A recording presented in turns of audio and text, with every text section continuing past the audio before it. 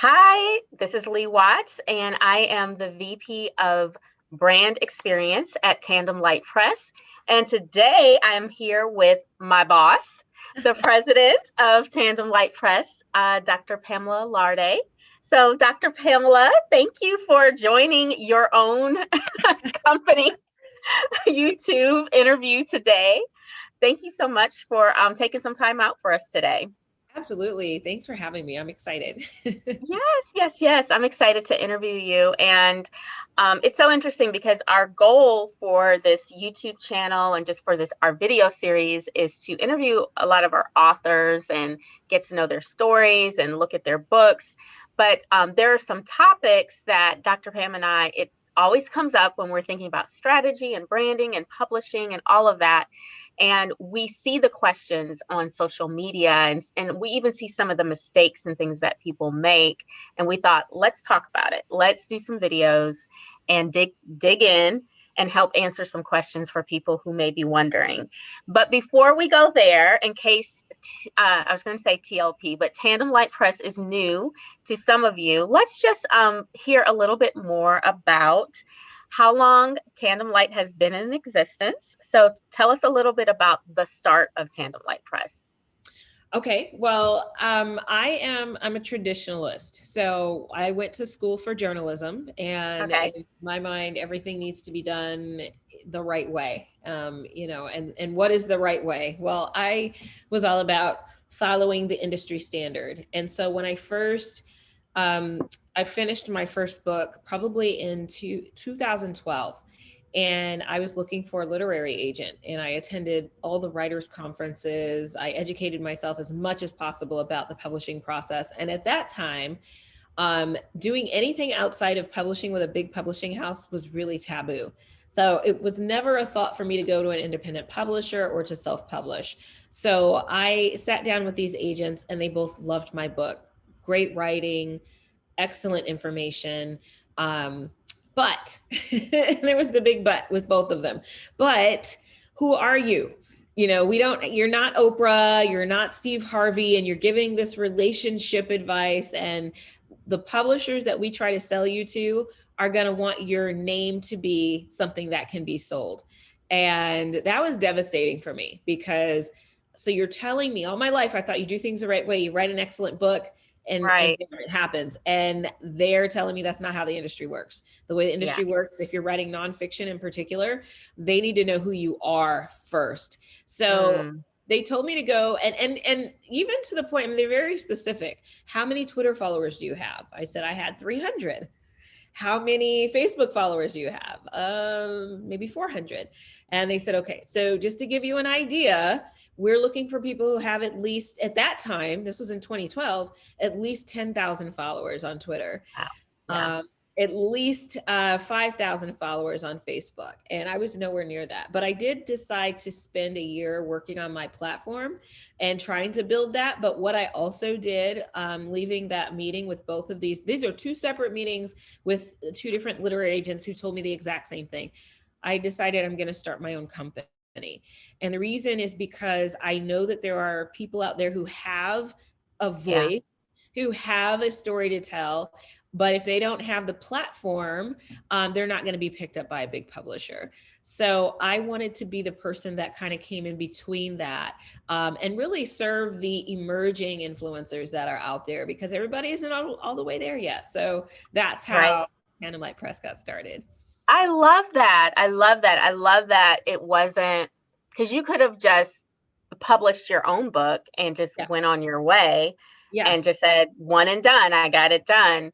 But you really had a vision to help the emerging influencer, that person who has a voice, has a lot to say, but for whatever reason didn't spend the time or have the strategy to create all these followers and likes and all of that.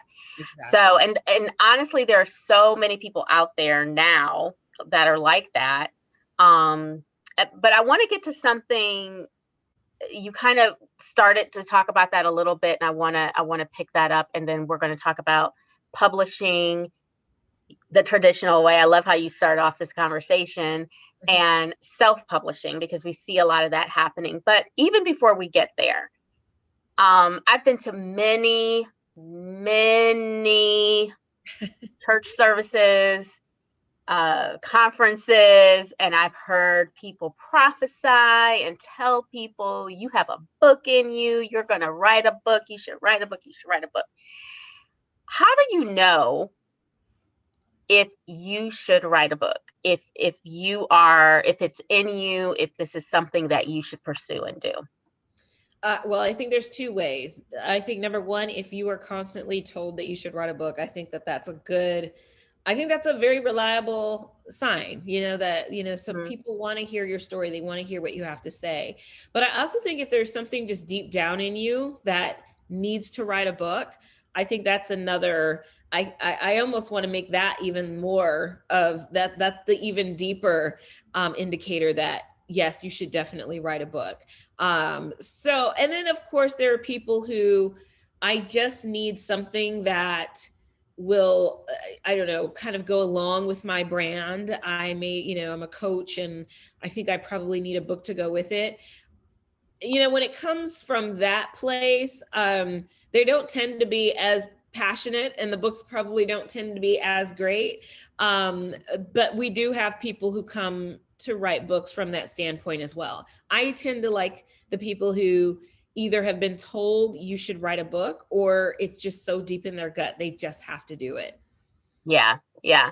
I read somewhere that if you don't have a strategy per se for the outcome of your book, Yeah. then a book can be just a very expensive business card. And so like kind of what you were saying, if you're just a coach and you're just like, well, I just need to do this because you're just thinking it's the credibility piece or whatever, which there's obviously some value to that, Yeah. but you have to have that passion in there. Because honestly, writing the book itself is a lot of work because you're my writing coach. You're helping me through that. And it's like, it literally, now I know what people say when they're like, it's almost like having a baby, because it is. Yes. Yes.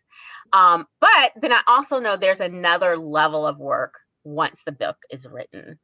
So you really have to have the long game ready for a Well, book. and that's the hard part for authors who are really just purists when it comes to writing, because we're artists. We love our art. We are not marketers. We are not Mm, salespeople. And so that is incredibly difficult for an author to now create some kind of platform for selling it. yeah, yeah. That's interesting. We'll have to talk about that another time because Yeah. I just thought of something. But anyway, so let's talk about the question at hand. Because oh my gosh, on social media, we see so many people self-publishing, Yes. and just out of trying not to make this an elitist conversation, understanding that there's some value in self-publishing. This is not a complete knock on self-publishing, because Right. I'm sure it has worked for many people.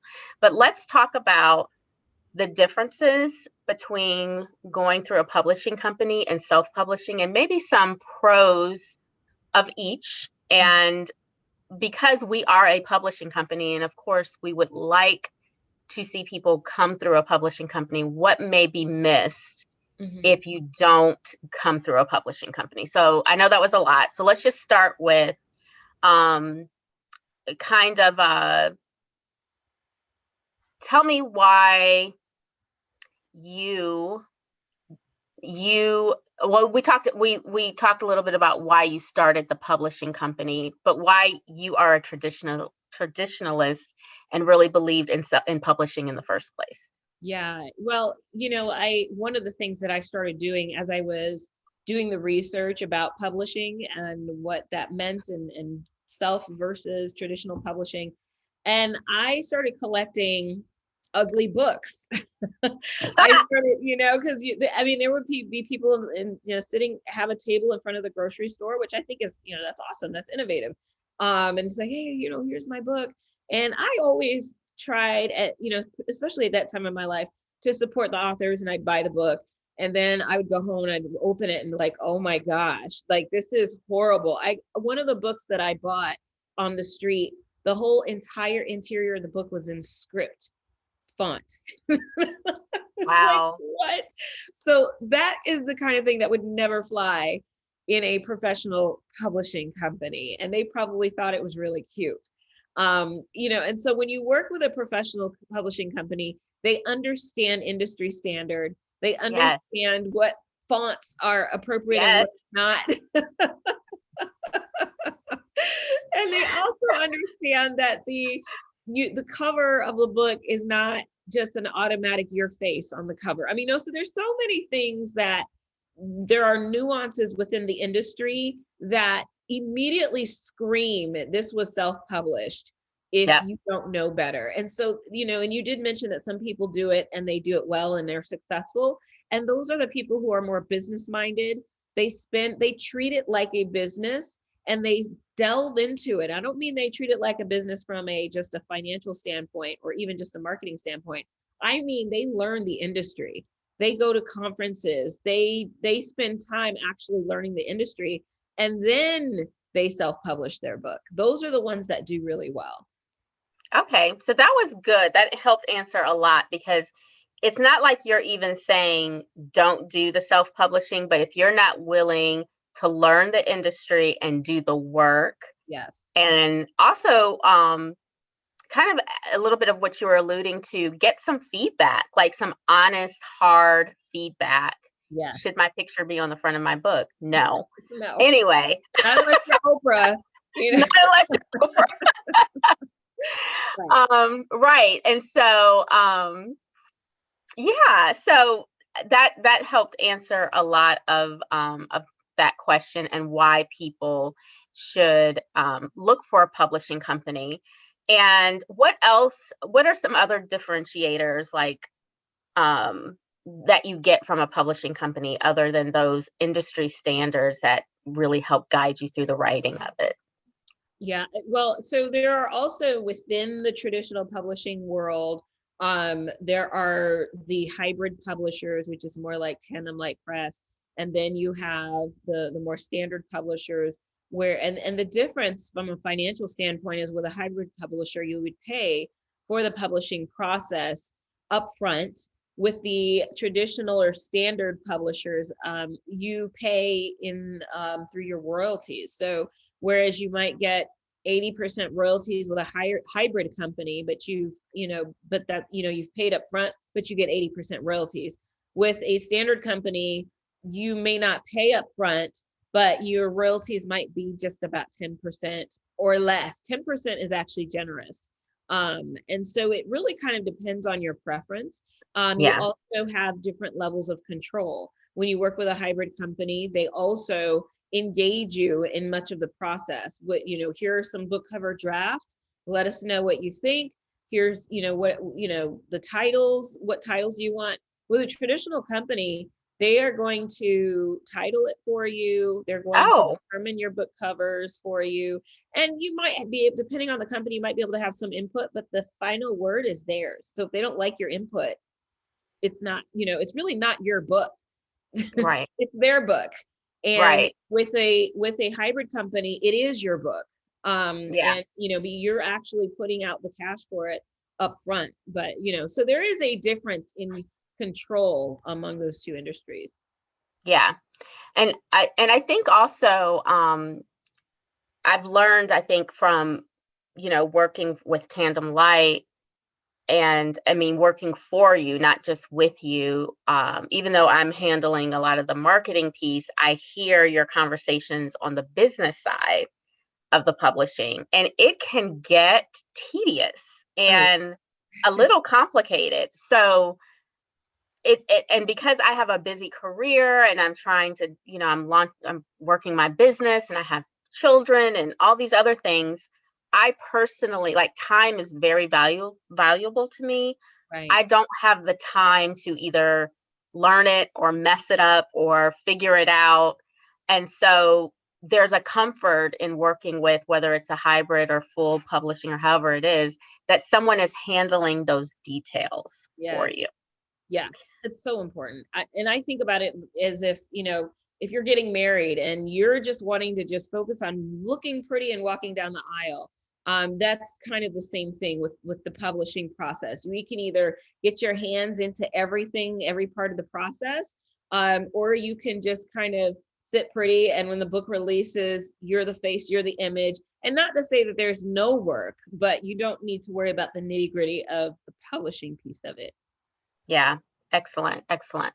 So, so would you say there are any outright benefits that you do see from going just a pure self-publishing direction? Well, 100% control. So for our control freaks out there, I know I can be one sometimes. So that is always very appealing. But with control comes a whole lot of responsibility. So it does mean that you are navigating the whole process. And I'm not kidding when I say it is basically running a business, because you need to hire all of the different components of the team, the editor, the designer. Sometimes the interior designer is very different from the book cover designer.